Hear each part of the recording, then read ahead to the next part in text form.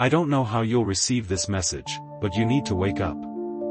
Those were the words that occupied my television screen, moments before I had been watching an old Western movie with my wife sleeping peaceful in my lap. It was just past midnight, which meant that I must have dozed off at some point, as the last time that I had checked it had been just past 10, and work in the morning would be another exhausting adventure. But the words that had replaced the movie brought me straight back to attention. The world you live in is wrong. Wake up, Jack. I sat frozen in my comfortable chair, momentarily forgetting everything that existed around me. The name, as generic as it was, felt familiar, but it wasn't mine. My wife let out a slight groan, probably dreaming something and talking in her sleep as she often did. I considered if I had actually fallen asleep myself, if I was dreaming. I considered if I had actually fallen asleep myself, if I was dreaming. The only way to make sure was by letting someone else confirm what I was actually seeing. "Mary, honey, wake up please," I said as I gently shook her. She looked so calm, as if all the horrors in the world didn't matter as long as she was safe by my side. I took a moment to just admire her, and when I looked back up, the weird message had been replaced by the roll credits of the Western movie. The clock read 1:34 a.m., meaning more than an hour had passed since the disturbing message had popped up. Time had skipped, but to me, no more than a few seconds had passed. I remembered then that looking at the time while dreaming produces weird results. It had to be a nightmare, nothing more than I couldn't bring myself to wake up. I convinced myself that the message had been a product of my sleep-deprived mind. That I existed somewhere on the edge of reality with one foot inside the realm of sleep. Defeated and not feeling ready to get up for work in the morning, I just picked up a blanket and I tucked my wife in. I was considering whether or not to just carry her with me to bed. It wouldn't be too hard considering my size, but I didn't want to wake her. Before I knew it, I suddenly found myself halfway up the stairs, walking towards our bedroom. I took a glance at my watch. The time read at 2:04 a.m. Another half hour had just vanished. The realization hit me like a brick. I had never sleepwalked before, nor did I have any history of absent seizures, and then I noticed the painting on the wall. It was one that had always been there, but one that I had never taken a second to observe. Realistically, I knew my wife had hung it up there when we had moved in together. But it was so distant, as if it only partially existed when no one was looking. It depicted a group of people standing outside an ancient building, all of them wearing strange black gowns. In the dark, I couldn't truly tell whether it was a painting or an actual photograph, but my mind leaned towards the former. They were holding hands, but a lot of them were missing body parts, hands, legs, one even half their head, and none of them were smiling. At the bottom there was a piece of handwritten text. "Trial and error, the first test. 2013, it read. The year felt so odd. Both the building and outfit seemed so much older. Just staring at it produced a growing feeling of dread within my body. Goosebumps formed on my arms, and I knew that time had come to get some much-needed shut-eye. No sooner had I made that decision before the world turned dark around me. Seconds or maybe minutes passed and I awoke in my bed with my wife sleeping next to me. The sun had just arisen above the horizon, letting rays of warm sunlight penetrate our beige curtains. The events of the past night were already fading. It had to have been a dream. There was no other logical explanation. "Are you okay?" Mary asked with a tired, groggy voice as she noticed me staring out into the world outside. I was standing in front of the window wearing the shirt and trousers that I always put on for work, but I couldn't remember standing up or getting dressed. "You look tired. Couldn't you sleep?" "I don't know," I stuttered. "I had some weird dreams. The light outside looked so strange. It was perfect in every sense of the word, rid of any obvious faults. It shined brilliantly through the clear blue heavens, only interrupted by a few pure white clouds.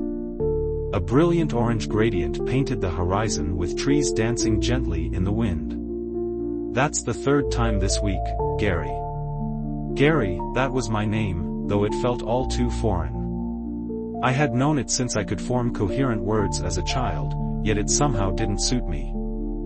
Maybe you should schedule another appointment with Dr. June, Mary suggested. I agreed only because I had known him for years.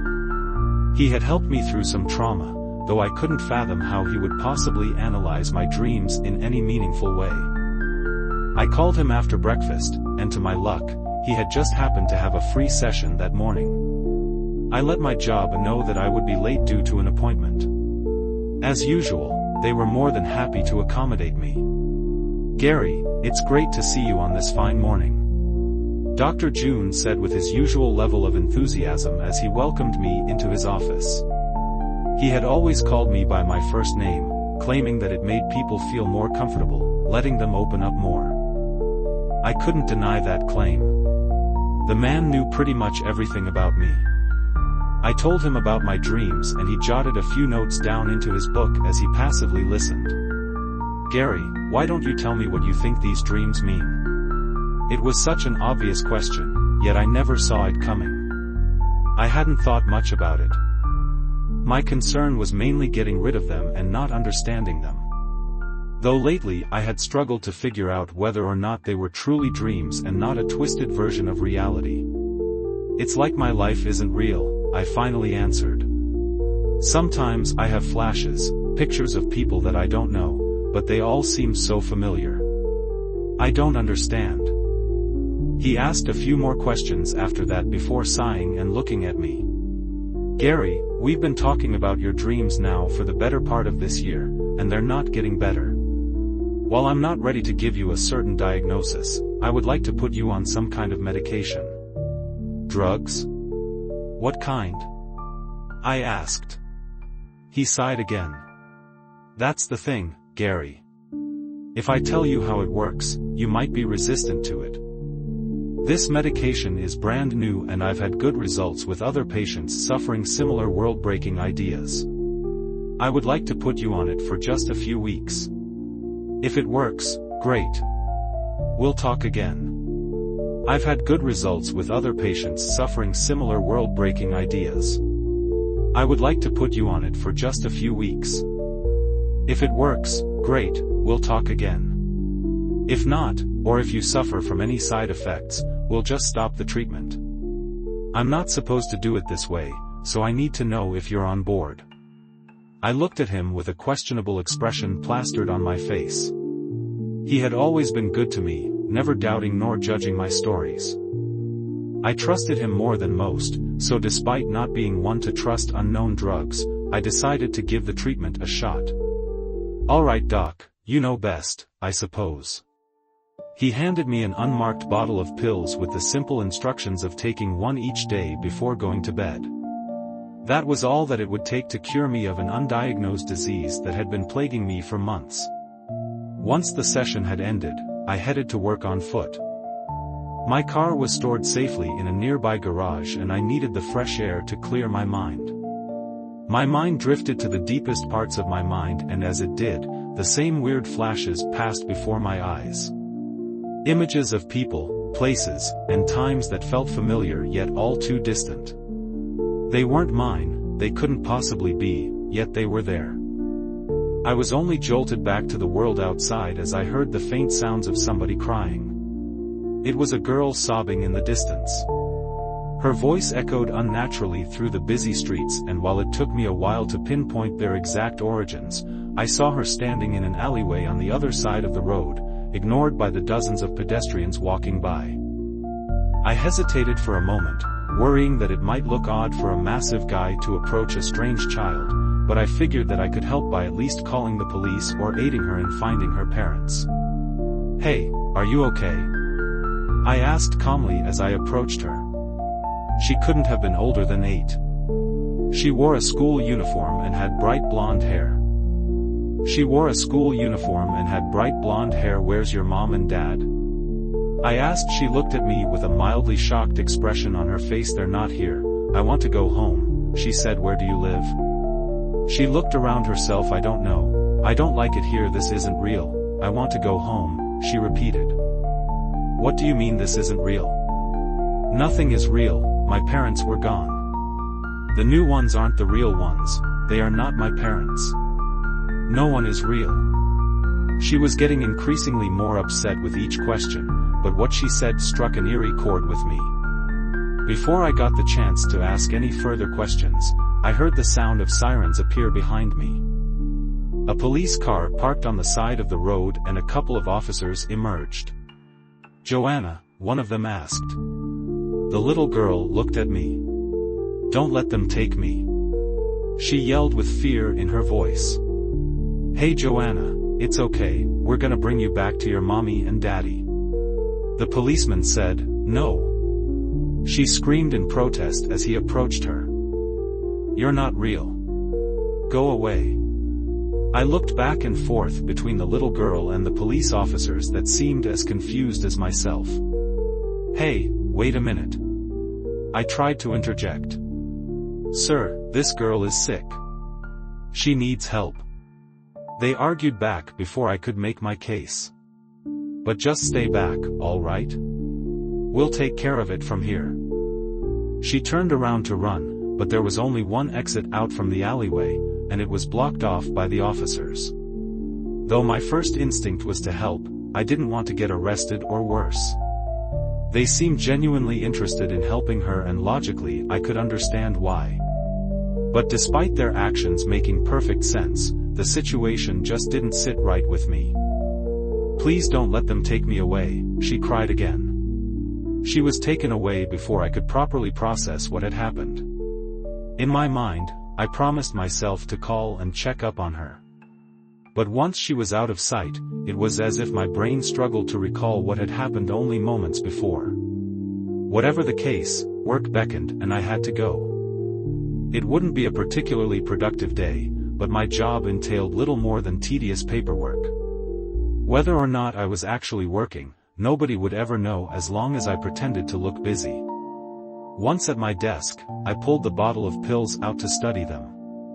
The box wasn't labeled, nor did it come with instructions. It was only a container holding 30 small white and indistinct pills. I rolled one of them between my fingers, trying to understand how something so small could possibly change my life. While the little pill lay in my hand, my computer screen suddenly came to life. It was a black image with a bit of text centered in the middle. "Don't do it, Jack." It lasted for a split second before going back to normal. Just that simple message, nothing more, nothing less. Whether they were talking about the pills or if they meant something else entirely, I didn't know. Whatever the case, I couldn't stay at work. I told my boss that I was feeling sick and, like the great man that he's always been, he let me go home early. Once there, I just collapsed on the couch in front of the TV. Mary wouldn't be home for several hours, working overtime trying to complete a project, but I didn't mind. I made my way to the fridge looking for some food. "There is a plate of my favorite meal there prepared by my wife. I know you're under a lot of pressure. I just want you to know that I'm always here for you. Hopefully this makes you feel a little bit better. Love you, Mary." I let a brief smile break out, the first one in over a week. She truly was the best thing that had ever happened to me. I needed to get healthy again, if only for her sake. Happened to me. I needed to get healthy again, if only for her sake. A modicum of happiness built up inside me as I devoured the meal in front of the television, each bite as perfect as the last. On the side table beside me stood the bottle of pills, and the time for the first one was nearing. I picked it up and held it in my hands as I kept my eyes glued to the movie that I was watching. And then, as I twisted the lid off, I felt a sinking feeling in my gut. And then the television screen turned dark, filled with little more than a simple sentence. "Don't take the pill, Jack." That was the last push I needed to bring me over the edge. I didn't know whether or not I had lost my mind, but I didn't care. "What do you want from me?" I shouted at the television. "Look at the painting," was all that I got in response. At first, I didn't understand what they meant. It was such a nonsensical message on its own, but then I realized how I had been extraordinarily fascinated by the painting on the stairs the day before. How I had been frozen in place before it for almost an hour. The black screen turned back to the movie and I put the bottle of pills down. I walked over to the stairs with the weird picture hanging on the wall halfway up. The sun had just set, casting eerie shadows throughout the house. It obscured the picture to the point where I still couldn't tell whether it was a photograph or a realistic painting. Time passed and it started getting darker outside. Still, I just kept staring, not sure what I was looking for. "Gary, what the hell are you doing?" My wife called as she found me standing on the stairs. "I've been trying to call you for hours. Why didn't you pick up?" Hours had passed and evening had turned into early night. It had just passed 11 p.m. and Mary had been stuck working overtime trying to get in touch. I had been standing there staring at the picture for hours. "The picture, where did you get it?" I asked. Mary looked at me dumbfounded before turning her attention towards the picture on the wall. A confused expression formed on her face and she approached me to inspect it. "I don't really know. I'd never noticed the picture before, it was always just kind of there." Her comment confirmed every bit of oddity surrounding the picture. I reached out my hands to remove it, but Mary grabbed my arms before I could reach it, stopping me. "Why are you stopping me?" I asked. "I don't know. I'm just scared." I felt it too, the hesitation and worry about what lay behind it. But still I grabbed it and unhinged it from the wall. Once gone, all it revealed was a spot of absolute nothing. "What is that?" Mary asked in shock. I hadn't the faintest clue how to answer the question because what existed behind the painting was literally nothing. A hole in the fabric of reality that had existed long before our times in that house. At least I knew it wasn't just a dream. The world was real but something had gone horribly wrong and for some reason, I knew it would only get worse from there. It wasn't an easy task to comprehend the mess in front of us. The emptiness didn't just appear as a black hole or an invisible surface. It was more akin to what one experiences when closing one eye and trying to explain what it sees. Not darkness, nor colors. Simply nothing. "Gary, please talk to me." Mary begged as we stared at the break in reality. I looked over to the pills on the table back in the living room. They seemed so sinister then, as if the psychiatrist knew what I was about to experience. There wasn't anything wrong with me. Instead, it was the world that had been damaged. And then I turned to my wife to embrace her, to reassure her that everything would be alright, despite not believing it. But as I went to wrap my arms around her, the world around me simply vanished beneath my feet. I fell into an infinite void of darkness before finally feeling an electrical jolt surge through my body. When I opened my eyes once again, the world around me was blurry. I tried to reach out my arms to gain a better understanding of my surroundings but they were too weak and in pain. Apart from wiggling around, I could barely move. That's when I realized that I was locked inside a glass capsule. Somebody was knocking on the glass, a woman standing on the other side. "Jack." She yelled. I tried to respond but there was something in my mouth. A tube that forced air into my lungs, expanding and deflating them against my will. It was a life support system, but not one found in any hospital. I used all my strength just to reach out my hands, silently begging for the person on the other side to save me. But before they ever got the chance, I was slung back to the reality that I had come from. Mary stood over me trying to shake me awake. "Gary, please," she yelled as I regained consciousness. I was lying on the floor soaked in sweat. I felt unnaturally cold as if my body had been dead for hours, completely stiff and pale. "Did you see that?" I asked with a groggy voice. "See what?" "You just passed out. There was a woman. She called me Jack," I said. "You were passed out, Gary. It wasn't real." I wasn't entirely convinced, but the memories were fading all too fast, akin to a dying dream in the early morning hours. For each second that passed, the images of the glass tank and the woman standing above me were disappearing from my mind. I redirected my attention towards the empty space on the wall. It was an impossible phenomenon, one that neither of us had the comprehension to explain. It was an impossible phenomenon, one that neither of us had the comprehension to explain. Before we got a chance to discuss the matter any further, a loud beep emitted from our television. We turned around, peeking into the living room where a single word had been plastered onto the screen. Run. For a moment, I just stood there, dumbfounded and still unconvinced that I hadn't absolutely lost my mind. It wasn't until Mary spoke before I snapped back to reality. "What's happening?" she asked. "I don't know." And then the screen changed. "They're coming," it read. "Gary." Mary tried to say, but we were interrupted by a loud knocking on the door. "Mr. Widmore, open up," a manly voice said from the other side. "What's going on, Gary?" Mary asked. "I don't know, stay here." I opened the door to find two men dressed in dark uniforms. They were both armed, though they weren't wielding their weapons. "Mr. Widmore, you need to come with us," they said. Mary tried to protest, but they ignored her. I tried to calm her down as they ushered me towards their car. As much as I begged for answers, they wouldn't give me any. I turned around to say goodbye to my wife, at which point they violently grabbed my arm. "Take care of her," one of the men said. The other nodded in response before approaching Mary. She tried to walk backwards away from them, but the man was too fast. He gently touched her shoulder, causing her to freeze in place, her eyes lighting up with panic. "Leave her alone," I yelled. But it was too late.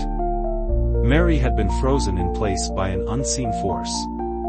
Her shoulder was locked mid-air and whatever was affecting her seemed to be spreading. I can't breathe." She managed to get out before her entire chest had been locked solid. It was as if time had stopped only for her, freezing each atom within her body in place. "Mary," I screamed. The two men pulled me into a car, too strong for me to even think about resisting. Once inside, one of them picked up a radio attached to the dashboard. "Initiate Protocol B7 at Stanford Street 7. The man said into the radio. A distorted voice responded, confirming the order. I looked down at my arm. Red marks had formed exactly where they had grabbed me. It hurt, even bruising as if somebody had lit it on fire with invisible flames. The sensation seemed to dig its way through my skin, filling my veins and spreading at my arm. "What did you?" I started to say as my words began to slur. The world before me went blurry, and before I could process what had happened, I fell into a black void of emptiness. As I lingered in my own unconsciousness, I saw flashes of places and people that I didn't know. Despite the unfamiliarity, they awoke an undying feeling of nostalgia within me. I felt at home, though filled with jamais vu. A voice called out through the darkness, breaking through the flashes. "Jack, wake up." And with that, I was thrown back into my own body. I was being held by the two men that had kidnapped me, and by the look of my surroundings, we were inside an elevator going up. "He's awake," one of the men stated matter-of-factly. "It doesn't matter, he doesn't have anywhere to go." There was only one button visible within the elevator, and no sign to tell us which floor we would eventually land on. Still, minutes would pass before the lift finally came to a standstill. The doors opened and I was pushed into a large empty room too clean to possibly exist in reality. All it contained was a few chairs and a desk covered in documents. In the back of the room, an old rotary phone hung attached to the wall with no visible cables connecting it to a network. "What is this place?" I asked without getting a response. They put handcuffs on me as they forced me to sit by the desk, none of them speaking a word. They just stood there with angry expressions on their face. "What do you want from me?" I asked. "Do you know where you are, Jack?" one of the men asked. He had called me Jack, a name that wasn't mine, but that had become all too familiar during the past few days. The pit in my stomach was just barely alleviated by the hopes that it might all be a case of mistaken identity. "That's not my name." I'm Gary Widmore.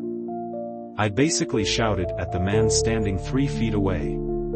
He shook his head. Do you really believe that? What do you mean? I asked. You don't belong here, Jack Lawrence. This isn't your world. His words resonated with me in the most horrific way. Parts of me knew that he was right, but I couldn't accept it.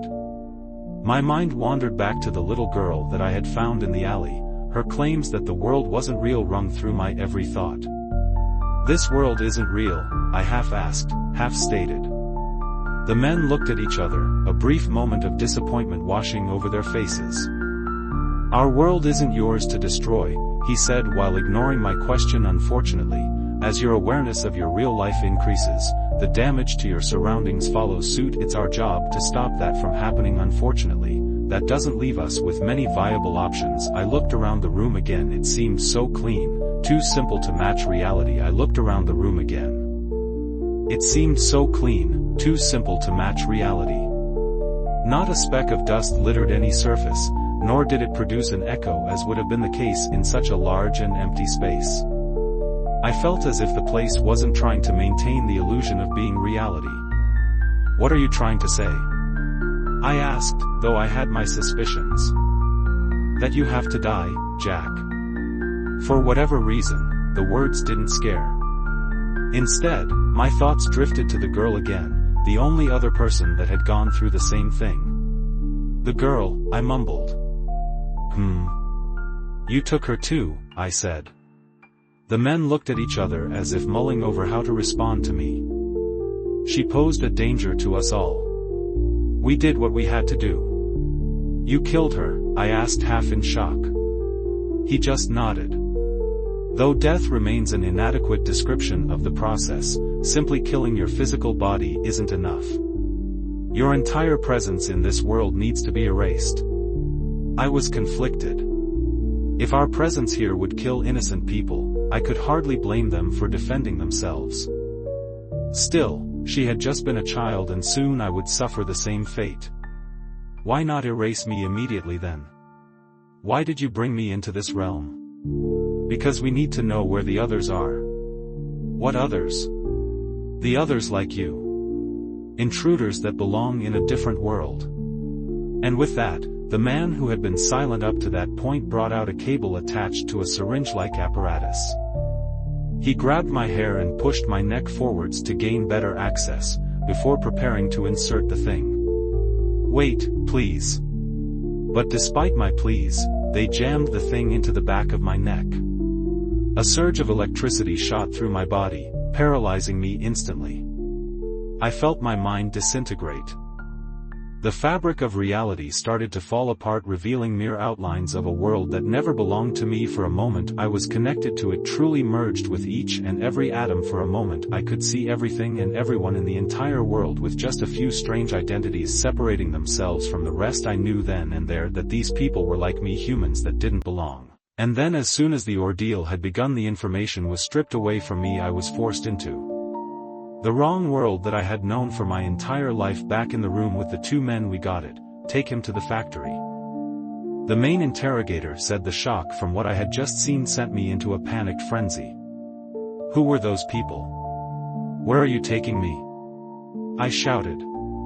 They unbuckled me from the chair, leaving the handcuffs on. But as they prepared to take me out from the room, the rotary phone at the back of the room started ringing. The men stopped it dead in their tracks.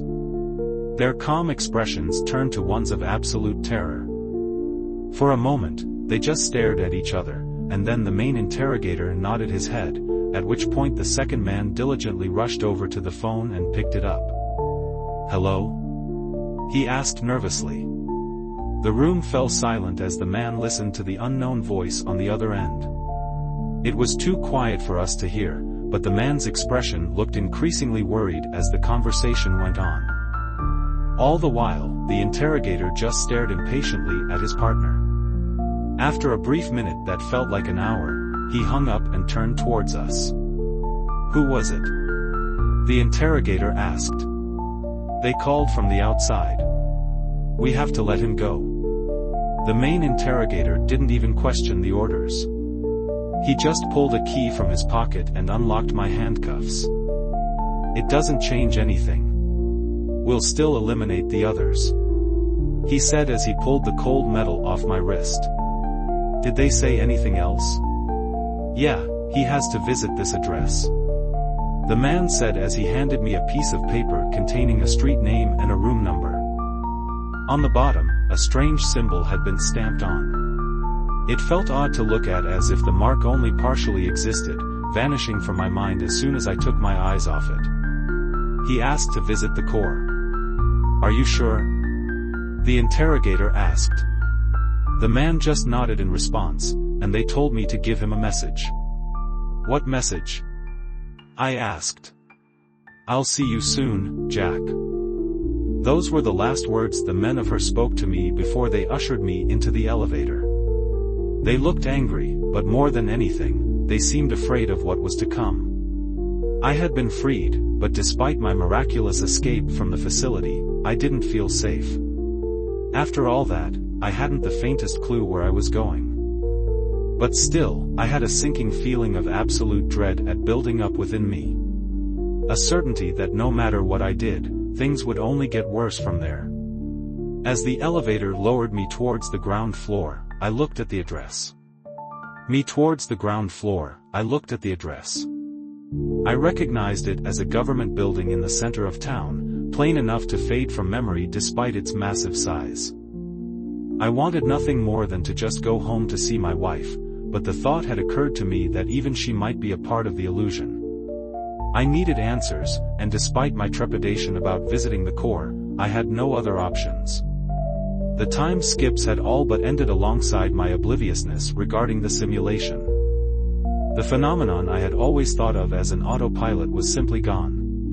But with the awareness that I could suddenly see all the glaring holes in the reality that I had been living in, there were fractures in the fabric of reality itself, unknown to the entire population. Holes in the heavens 3 appeared and vanished in a split second. While they weren't world-shattering, they were obvious enough to break any illusion that the world was a real place. On the rare occasion that anyone blissfully ignorant would notice them, it could easily have been written off as a trick of the eye or tiredness. Worst case, conspiracies would arise. But to someone who had just been awakened to the true nature of reality, it became painfully obvious just how broken existence had gotten. Was it my fault? The interrogators had mentioned that people like me could break the world, but what was truly the cause of all the glitches around me? For a moment, I questioned how everyone around me could just go about their days and not notice that anything was wrong, but I had been a part of it myself, only able to wake up when somebody literally shoved the truth into my face. Reaching the government building didn't take long. I had already seen it hundreds of times, but only then did I finally notice how out of place it felt. Though it outshined every surrounding structure in terms of size, it was such a nondescript and dark place. There were no people entering nor leaving the place. It simply stood there with open doors, seemingly forgotten by the world around it. Whether that was by design or a side effect of the damaged world, I didn't know. There was no security protecting the main entrance, allowing me to walk into the main hallway, a neatly decorated reception. There was only a woman sitting behind the desk, and a couple of heavily armed guards standing by a set of elevator doors on the far side of the room. They stared at me in silence as I came in, seemingly confused as to how I'd noticed the place. I approached the receptionist, not sure what I was supposed to do, so I just handed her the piece of paper. She quietly took the piece of paper while the guards kept their eyes planted on me. As she read it, her neutral expression immediately turned to one of utter fear, similar to what had happened to the interrogators.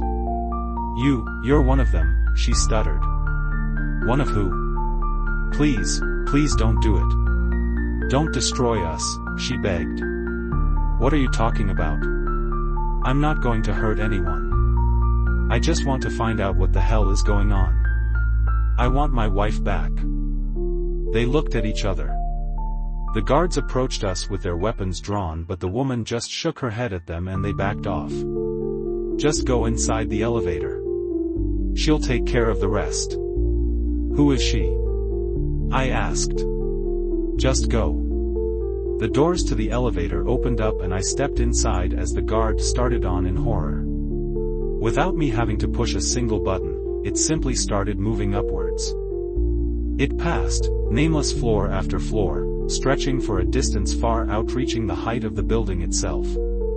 Just like last time, I started to realize that I wasn't being taken to a physical place within the building, but a different realm entirely, secure and hidden from the rest of the world. After what felt like an ungodly amount of time, I reached the top. The doors opened and without really moving, I suddenly found myself within a plain metallic room that looked far too clean to even resemble a realistic place. The doors closed shut behind me, and with that, every trace of the elevator had been erased. It simply ceased to exist, or maybe it never had. Regardless of the case, I was trapped with no escape. Hello? I called out, my voice echoing back at me over and over. Hello, Jack. A female voice called out, my voice echoing back at me over and over. Hello, Jack. A female voice called back, but unlike my own, it didn't echo, nor could I begin to even decipher its origin. It came from everywhere and nowhere all at once, causing me to feel disoriented in the large, nondescript room. That's not my name. Look, I don't know what this place is. I don't even know if this world is real, but I'm not a bad guy. I just want my wife back. It doesn't matter what you do to me. She's innocent. Where do you think you are? The voice asked. I looked around the room, still not able to fully comprehend my surroundings. I don't know. What does it even matter? I asked. Answer the question, Jack. I thought back to all the bizarre events.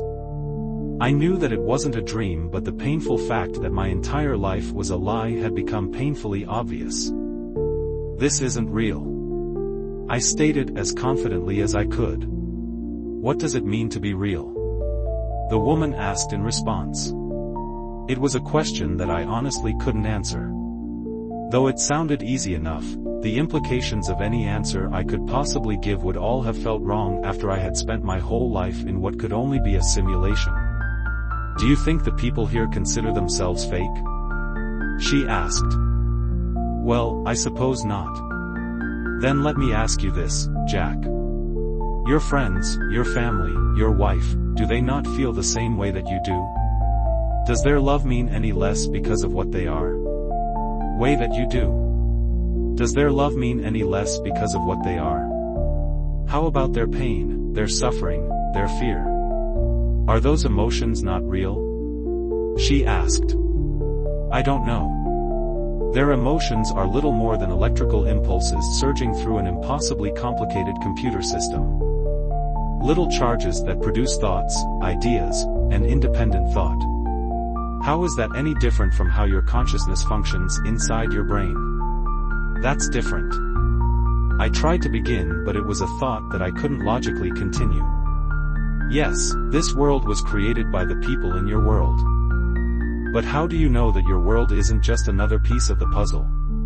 The being that you've named God or the Big Bang Theory? How do you know that these aren't similar experiments conducted by creatures beyond your comprehension? While your universe might be on the highest level of creation, you can never know for sure, just like the people here. I had so many questions left to ask, but one stood more prominent above all others. Why are you telling me all this? Because, Jack, your wife is threatening to end this world unless we let you go. Your very presence and that of the people like you will eventually fracture the fabric of our reality. That is why I need you to leave. If leaving is an option, why try to kill me in the first place? I asked, getting angrier by the minute. She paused for a moment, allowing the deafening silence of the room to sink in. None of it felt real. As the seconds ticked by, I started to hear the sound of my own heart beating. Because creating an exit leaves us exposed, it would be safer to just destroy you. She had said it so matter-of-factly, reducing me to little more than an afterthought. We don't have much time. Your wife is looking for you, she said. Have much time. Your wife is looking for you, she said. Mary? But I saw her, those men, they did something to her. I said with a shaky voice, Mary is not your wife. You're wrong, I remember her, we have a life together. You did have a life together, but that life never belonged to you. I was overwhelmed by the information and thought that it was breaking my heart. I didn't struggle to believe it. Every odd occurrence, the weird flashes, the dream about the weird glass capsule, the world that I had been living in wasn't real. But it wasn't a dream either, it was just a place that I had been sent. But why or how I didn't remember.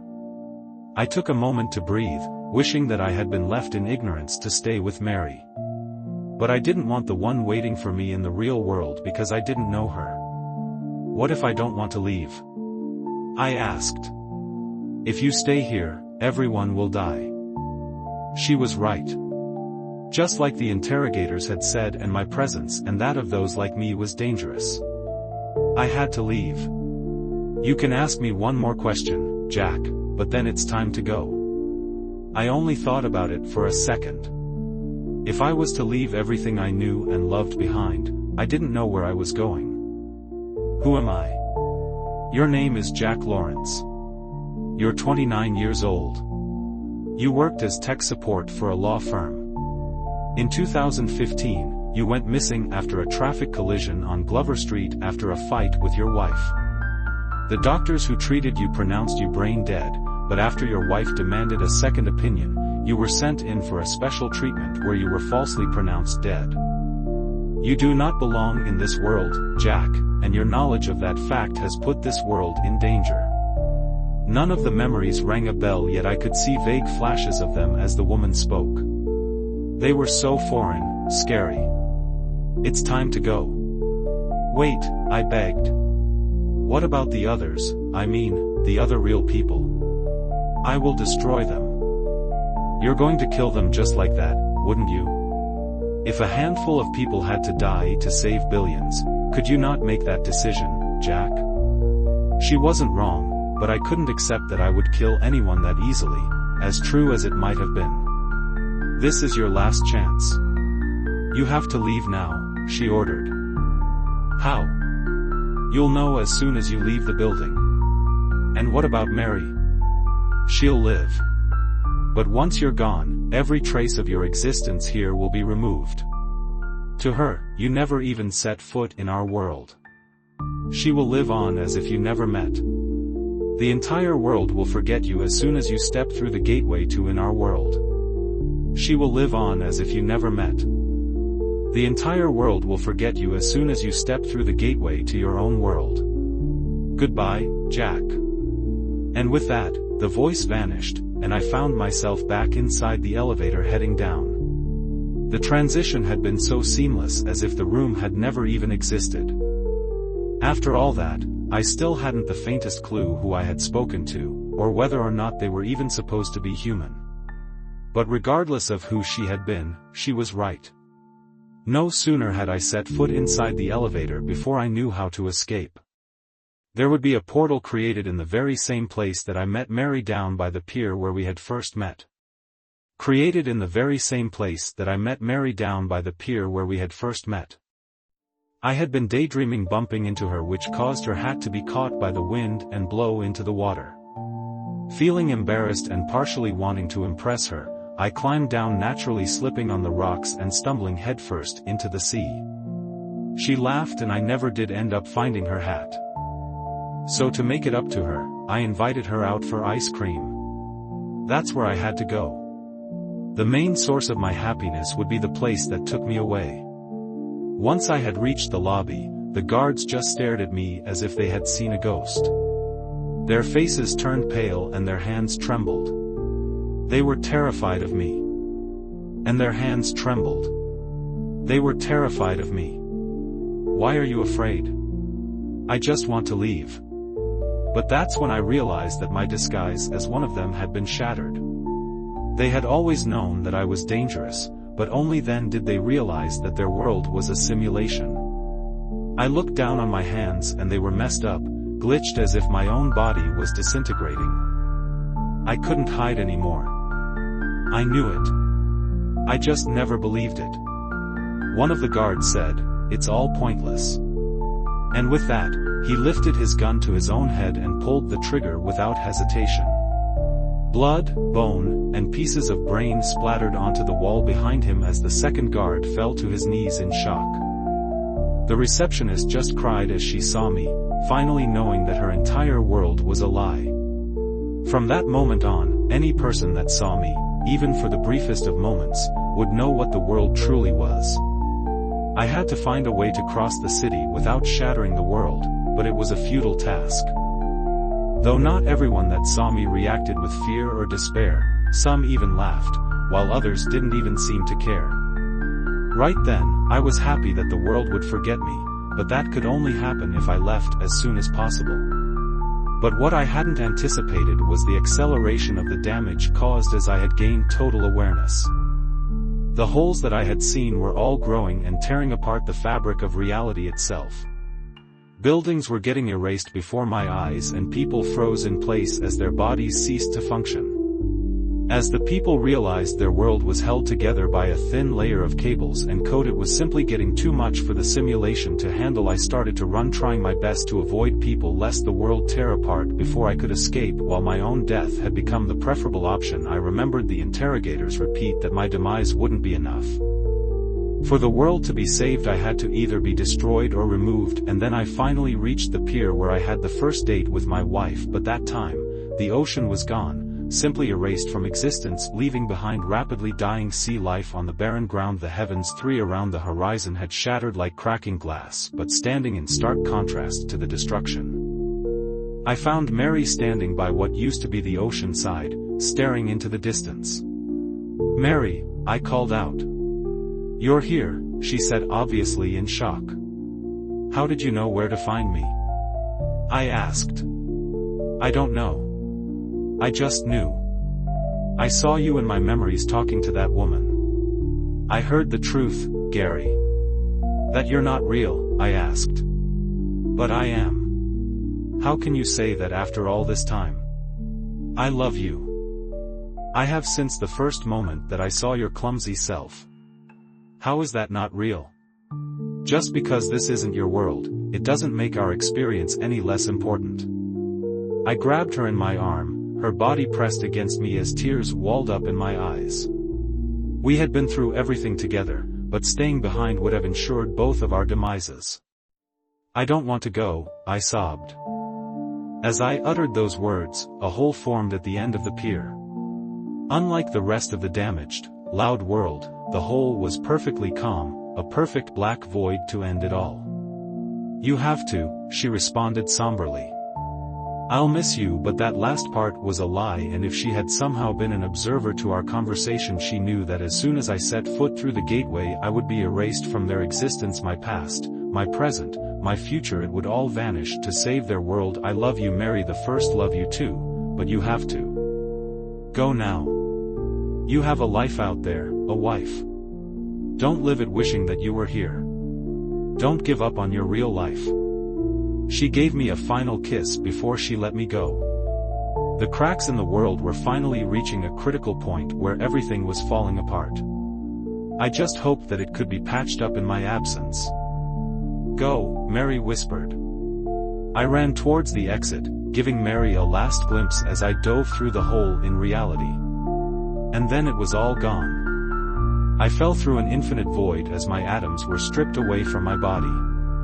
I tried to let out a scream, but without a physical body, I could do nothing but suffer in silence. But whether an eternity or a single moment had passed, I wouldn't regain consciousness until I found myself back inside that glass tank, filled with a strange liquid that I couldn't identify. There was still a tube stuck inside my throat, pumping air into my lungs and keeping me alive. Through the glass, I could see a woman fumbling around with some buttons. "Hold on, Jack," she screamed as she noticed that I had awakened. And with that, the capsule opened and I was dragged into a world I couldn't remember. "Oh, Jack, I knew that you would find your way to me eventually," she said as she held my atrophied, naked body in her arms. But I didn't even know her name, nor could I recognize her face. All I had were a few nondescript flashes from our supposed life together. She helped me remove the tube from my lungs, letting the air burn my lungs as I desperately gasped for a breath of real air. I have to turn the system off. I have to stop them from putting more people in there, she said. No, I let out in the weakest whisper. There are people there. They'll die. They're not real, Jack. There, just let them live please, I begged. The world around me went dark once more as I passed out from exhaustion, and it would be several weeks before I finally woke up in the hospital. By then the entire facility had upped and moved before the authorities could even be convinced to check it out. While my wife had spent a considerable amount of effort finding the place, she just couldn't do it again, meaning that there was nothing I could do to protect the world that I so dearly missed. During the next few days, I was introduced to old friends and family. I even had a son, one of course I couldn't recognize. To me, he was just a kid that I had never seen before, barely 7. It might make me sound like a bad guy, but I felt nothing for them. I just wanted to go back and see Mary if she was even still alive. Not that it made a difference because she wouldn't remember me.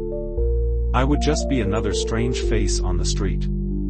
The life I knew had ended and I had been trapped inside the harsh truth of reality, and I didn't know if I could ever get used to it. I don't know who decided to trap me inside that place, nor why. All I know for sure is that there are more people trapped inside there and they need help escaping before the core can destroy them.